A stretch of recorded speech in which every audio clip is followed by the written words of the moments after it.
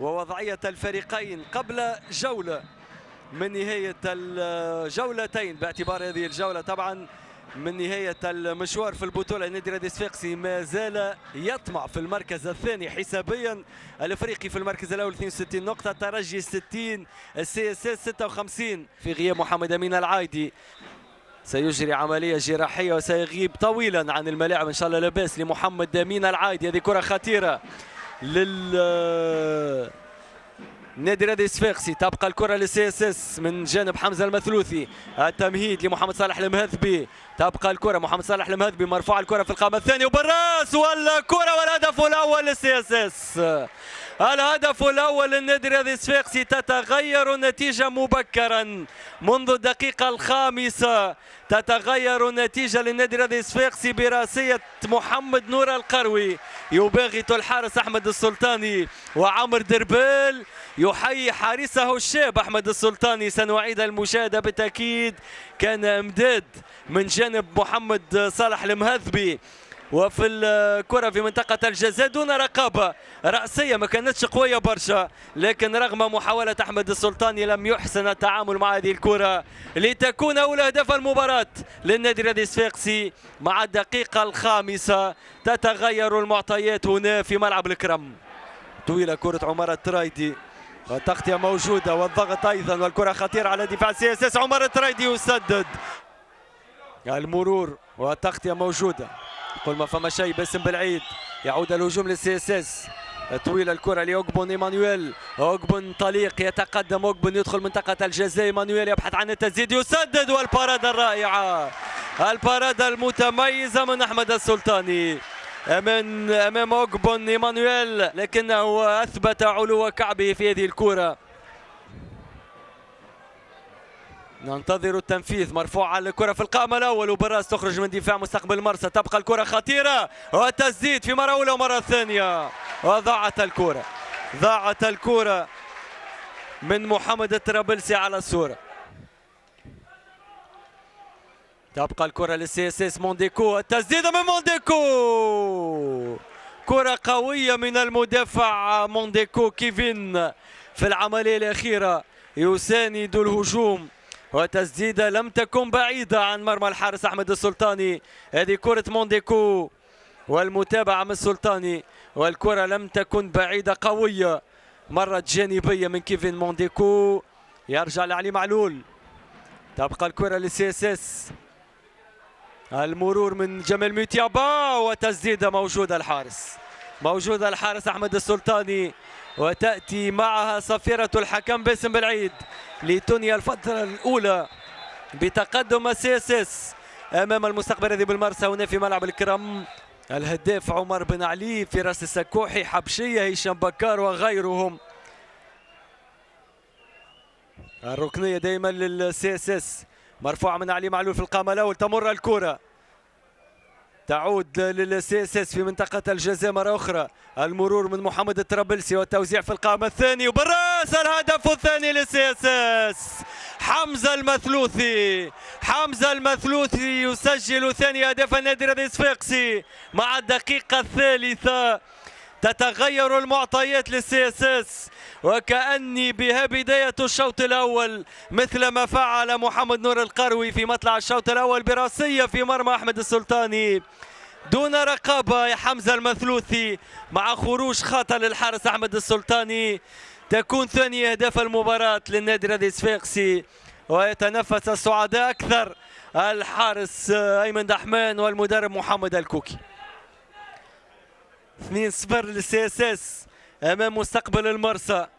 هذه اعاده للهدف الثاني، الامداد من محمد الطرابلسي، لم يحسن التعامل مع هذه الكره العرضيه احمد السلطاني، وكان دون رقابه. حمزه المثلوثي اعلى من الجميع، يصعد ويضع الكره في المرمى. 2-0 للسي اس اس امام مستقبل المرسى هنا في ملعب الكرم. تتغير المعطيات مره اخرى. رأسية حمزة المثلوثي، هل كان فيها مخالفة على أسامة جبالي أم لا؟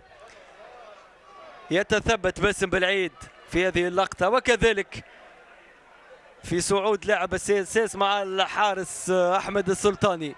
باسم بالعيد بالتأكيد أخذ قراره ولم يحتسب الهدف. لم يحتسب الهدف. علي معلول يلعب التماس طويلة، تبقى الكرة للمستقبل ذي بالمرسى.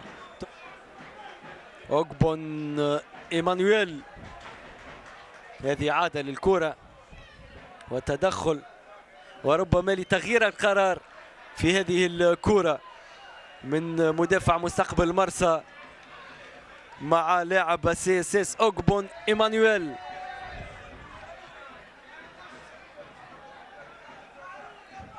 باسم بالعيد يتثبت مرة أخرى من هذه اللقطة بين مدافع المستقبل الرياضي بالمرسى ولاعب سي اس اس. طبعا السي اس اس ب8 بطولات كاملة و7 كأس تونس وكأس الرابطة التونسية 3 مرات كأس الكاف، كأس الكونفدرالية الإفريقية، ومرة كأس الاتحاد الإفريقي، ولا ننسى كأس العرب للأندية الأبطال في مناسبتين، وكأس شمال أفريقيا للأندية الفائزة بالكؤوس. ستعود الكرة للنادي الرياضي الصفاقسي من علي معلول. تبقى الكرة للمستقبل الرياضي بالمرسى في مناطق القناوية، والهدف الثاني للسي اس اس بكرة مباغتة، بكرة مباغتة الهدف الثاني للسي اس اس. سنعيد المشاهدة بالتأكيد مع تفاعل الجمهور هنا في ملعب الكرم. بكرة مباغتة واضحة الإشارة للاعب السابق جلال الهوش. طبعا اللاعب السابق للسي اس اس عندما كان يصول ويجول، وهذه الإشارة من لاعب النادي الرياضي الصفاقسي. هذه عادة للكرة الأخيرة، خطأ من الدفاع كما جات في المرمى. ثاني أهداف النادي الرياضي الصفاقسي. تتغير المعطيات مجددا بإمداد ذكي من محمد صالح المهذبي، وفارس ناجي أخطأ ولكن لم يرفض الهدية في العملية الأخيرة. أوغبون إيمانويل يسجل الثاني للسي اس اس، وتتغير المعطيات مرة أخرى للنادي الرياضي الصفاقسي مع مطلع الدقيقة 11. ألغاه الحكم. ترجع الكرة من معلول بالراس لمحمد نور القروي. طليق محمد نور القروي، امامه عزيز الترايد، يطلب كرة محمد الطرابلسي، يمر الطرابلسي بجانبه فارس ناجي في منطقة الجزاء. محمد نور يسدد، وباراد رائعة، باراد متميزة من أحمد السلطاني. يتألق الحارس الشاب 17 سنة أحمد السلطاني، أول ظهور مع كبر القناوية. يتألق في الكرة الأخيرة، كانت خطيرة وكاد يكون الثالث. قلت لا لوم عليه هذا الحارس. وهذه الكرة الأخيرة كادت تكون بنيران صديقة من قنيبة. ستعود الكرة بركنية، وترجي الرياضي الجرجيسي متقدم أمام نجم المتلوي بهدف الهادي جرتيلا. وهنا في ملعب الكرامة سي اس اس تتقدم امام مستقبل مرسى بثنائي نظيف. هذه كرة في منطقة الجزاء خطيرة للنادي الرياضي الصفاقسي. ثالث اهداف المباراة للسي اس اس. محمد صالح المهذبي، محمد صالح المهذبي. 3-0 للنادي الرياضي الصفاقسي. في الرواق الايمن يسدد كرة في المرمى وفي سقف المرمى، يغالط الحارس احمد السلطاني لتكون ثالث هدف المباراة للنادي الرياضي الصفاقسي رغم محاولة الحارس الشاب لمستقبل المرسى. هذه الكرة امداد ذكي من جانب جمال ميتيابا واللاعب محمد صالح المهذبي بتسديدة قوية لا تصد ولا ترد في المرمى. 3-0 للسي اس اس امام المستقبل الرياضي بالمرسى. تتعقد اكثر الوضعيه بالنسبه للقناويه. السلطاني طويله كورتو، الترويض من اديجو يوصلها لخالد الهمامي. الكره فيليب اديجو، يوسف داو امامه مونديكو، تبقى الكرة للقناوية، تقطع من الدفاع، تعود لعلي معلول مباشرة لفارس ناجي.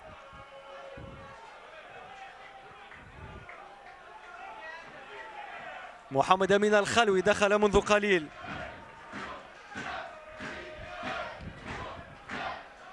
دخل فيليبا ديجو، دخل ريكي جنيبا، محمد أمين الخلوي، يوسف داوو وعزيز الشاوش.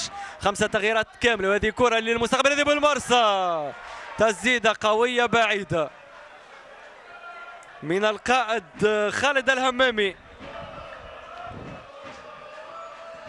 سنعيد المشاهدة بالتأكيد بالقدم الامداد من داوو، وتسديدة كما جات من جانب خالد الهمامي.